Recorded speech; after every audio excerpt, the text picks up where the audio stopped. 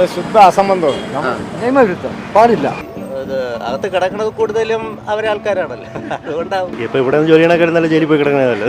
നമ്മുടെ വെയിലും മഴയും കൊണ്ട് ആശാ വർക്കർമാരും മാസങ്ങളോളം കിടന്നിട്ട് അവർക്ക് തുച്ഛമായിട്ടുള്ള അവർ എന്തെങ്കിലും കിട്ടാൻ വേണ്ടിയിട്ട് സമരം ചെയ്തിട്ട് അവർക്കൊന്നും കൊടുക്കും.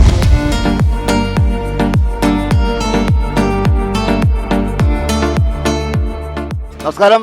നമ്മുടെ തടവുകാരുടെ ശമ്പളം 620 രൂപ ആക്കിയ കാര്യം എല്ലാവരും അറിഞ്ഞായിരിക്കും. ഒരുപാട് ചർച്ചകളൊക്കെ നടക്കുന്നുണ്ട്. ഇവിടെ നമ്മൾ കൂട്ടി വായിക്കേണ്ട മറ്റു ചിലതും കൂടിയുണ്ട്.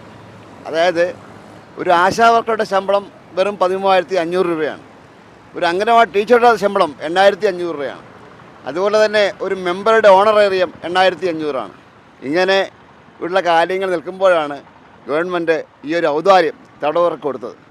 620 രൂപ എന്ന് പറയുമ്പോൾ ഒരു ചെറിയ തുകയല്ല അത്. ഏതായാലും നമുക്ക് ജനങ്ങളോട് തന്നെ ചോദിക്കാം. നമ്മുടെ തടവുകാരുടെ ശമ്പളം 620 രൂപയാക്കി ഡെയിലി വർദ്ധിപ്പിച്ചു സർക്കാർ. അത് എന്താണ് നിങ്ങളുടെ അഭിപ്രായം? അത് ശുദ്ധ അസംബന്ധമാണ്, നിയമവിരുദ്ധം പാടില്ല. അതിനകത്തൊരു പ്രധാന കാര്യം പറഞ്ഞുതരാം. നമ്മുടെ വെയിലും മഴയും കൊണ്ട് ആശാ വർക്കർമാരും മാസങ്ങളോളം കിടന്നിട്ട് അവർക്ക് തുച്ഛമായിട്ടുള്ള അവർ എന്തെങ്കിലും കിട്ടാൻ വേണ്ടിയിട്ട് സമരം ചെയ്തിട്ട് അവർക്കൊന്നും കൊടുത്തിട്ടില്ല. ഒരു ക്രിമിനൽ കുറ്റം ചെയ്ത് അകത്ത് കിടന്ന ഒരാളിന് ഇത്രയും ശമ്പളം കൊടുക്കാന്ന് പറയുമ്പം താമസം, ഭക്ഷണം, ഡെയിലി 620 രൂപ എല്ലാം പോയിട്ടാണ്. അത് സുഭിക്ഷമായ ഭക്ഷണം. ഇത്രയും പോയിട്ട് ഈ ശമ്പളം കൂടെ കൊടുക്കാന്ന് പറഞ്ഞാൽ അത് എന്ത് ഉദ്ദേശത്തിലാണെന്ന കാര്യം നമുക്ക് മനസ്സിലാക്കും. കാണാതിരിക്കും. അത് മാത്രമല്ല വർദ്ധിപ്പിക്കാനേ ഒക്കൂ ഈ നിയമം കൊണ്ട്. കാര്യം കുറ്റവാസന പെരുകും. ജയിലിൽ കിടന്നാൽ ശമ്പളം കിട്ടുമല്ലോ. ജയിലിൽ പോയി കിടന്നാൽ ശമ്പളം കിട്ടുമെന്നോ തോന്നലുണ്ടോ? വിഷയങ്ങളൊക്കെ ആയി ജയിലിൽ പോകാൻ വേണ്ടി അടിയായപ്പം. അപ്പം ആ ഒരു നമ്മുടെ ക്രിമിനൽ വൽക്കരണം പോലെയല്ലേ ഇപ്പോൾ നടന്നുകൊണ്ടിരിക്കുന്നത്. അതായത് സാധാരണക്കാർക്ക് ഒരു വിലയും ഇല്ല.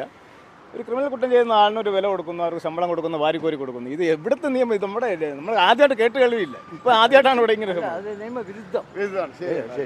ഇവിടെ മറ്റേ ഇവര് ശമ്പളം കൂട്ടാൻ വേണ്ടി സെക്രട്ടറിയുടെ ഭാഗത്തില് ഇത്രയും കിടന്നിട്ട് തിരിഞ്ഞു നോക്കിയിട്ടില്ല. ഒരു മാസം രാപ്പകൽ സമരം നടത്തിയാണ്, തിരിഞ്ഞു നോക്കിയിട്ടില്ല. ഈ തടവുകാരകത്ത് സമരമല്ലോ നടത്തിയോ? അറിയാമോ? ശമ്പളം കൂട്ടാൻ വേണ്ടി സമരമല്ലോ നടത്തിയോ? അല്ല, അകത്ത് കിടക്കുന്നത് കൂടുതലും അവരെ ആൾക്കാരാണല്ലോ, അതുകൊണ്ടാവും.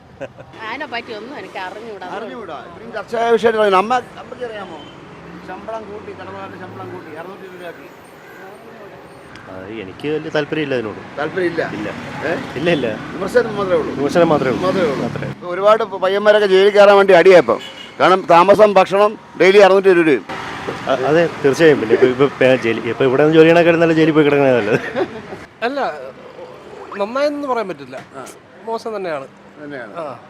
ഇങ്ങനെ നമ്മുടെ ആശാ വർക്കർമാരും അംഗനവാടി ടീച്ചർമാരൊക്കെ തീർച്ചയായിട്ടും എന്നിട്ട് പോലും അവർക്ക് കൊടുക്കാത്ത ഇൻക്രിമെന്റ് ഇല്ലാത്തത് ഇവർക്ക് കൊടുത്തതിൽ ഒരു നെഗറ്റീവ് തന്നെയാണ്. അതൊന്നറിയത്തില്ല കേട്ടോ, ഒന്നും അറിയത്തില്ല. തെറ്റാണ്. കൊടുക്കാൻ പാടില്ലായിരുന്നു. ആശാ വർക്കർമാരുടെ സമരം ചെയ്ത് എല്ലാവരും അംഗനവാടി ടീച്ചർമാർ, ആശാ വർക്കർമാർ. ഒരു അംഗനവാടി ടീച്ചറിന്റെ ശമ്പളം എത്രയെന്ന് അറിയാലോ? 8,500 രൂപ. ഒരു മെമ്പറുടെ ഓണറേറിയം എത്രയെന്ന് അറിയാലോ? 8,500 രൂപ. ഒരു തടവുള്ളിലേക്ക് 16,000 സംതിങ് കിട്ടും ഒരു മാസം. ഭക്ഷണവും താമസവും ഫ്രീ. ഞങ്ങൾ ജനങ്ങളുടെ അഭിപ്രായം തിരഞ്ഞിറങ്ങിയപ്പോൾ എല്ലാവരും ഒരേ സ്വരത്തിൽ പറയുന്ന ഒരു കാര്യം, ഈ നമ്മുടെ പാവപ്പെട്ട ആശാ വർക്കർമാർ, അംഗനവാടി ടീച്ചർമാർ, അവരെ ഈ രാപ്പകൽ വെയിലും മഴയും കൊണ്ട് അവർ ഒരു മാസത്തോളം അവരെ കണ്ണീര് വീണു. സെക്രട്ടറിന് മുമ്പിൽ അവരെ കണ്ണീര് വീണിട്ടാണ് അവർ പോയത്.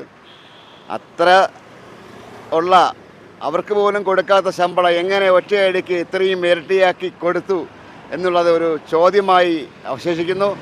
അതോടൊപ്പം തന്നെ ഇതിന് പിന്നിലുള്ള ചേതോവികാരവും ജനങ്ങൾ അന്വേഷിക്കുന്നുണ്ട്. വിസ്മയത്തിനുവേണ്ടി ക്യാമറമാൻ അനീഷ് മംഗലാപുരത്തിനൊപ്പം ശ്രീത് മാരാർ സൈനിങ് ഓഫ്.